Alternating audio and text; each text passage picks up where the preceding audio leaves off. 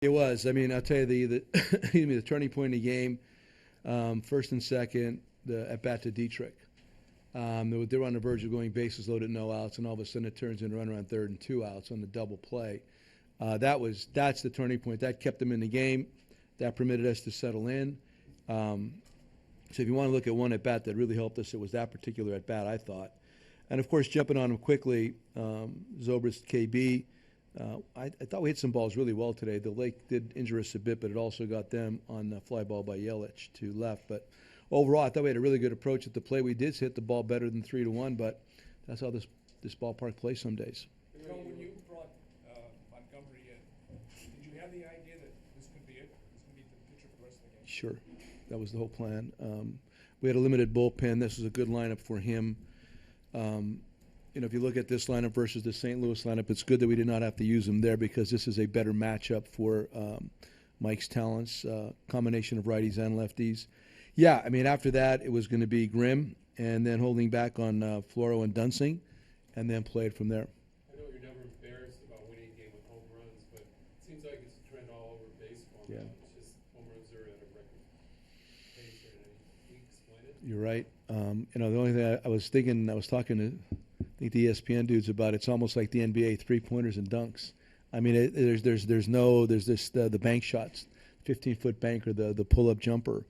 I just don't know. It just seems you're right. I don't have a solid reason. I think we've talked about this a lot actually in other ways. The opposite field base hit isn't as prominent as it had been. The stringing singles together, the bunt for a hit, it's just not part of the landscape right now. I know we talk a lot about it in spring training. We talked a lot about it last year. Hopefully by the end of the middle of the season, we start morphing into getting runs in different directions.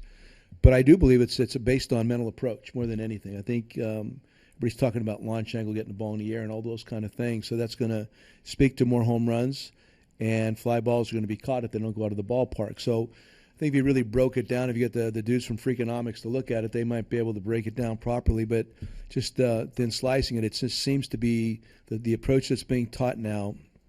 It's almost back to all or nothing.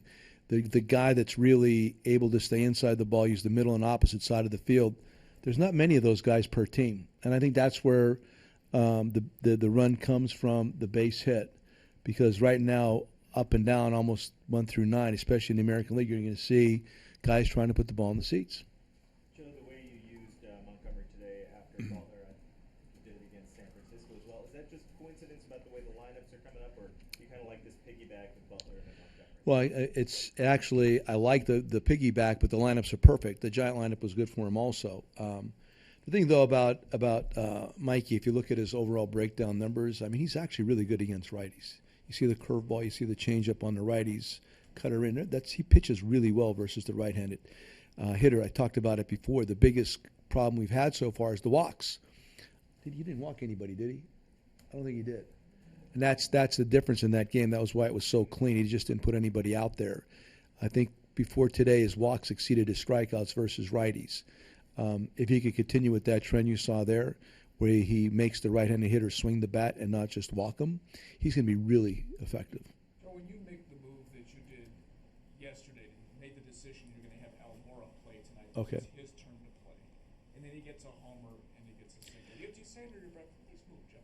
No, it's based on, it wasn't just that, it was Straley. I meant that because Straley was pitching. Now, you saw the at-bats Schwarber had much better at-bats last night than tonight. Actually, Zobrist did pretty good. Our other lefties, just replay their at-bats in your mind. This guy's really good against lefties. I think the natural assumption is because somebody's right-handed as a pitcher, he's going to pitch better against right-handed hitters, and vice versa. That's not always true. I'm just talking about how effective Mike is to righties.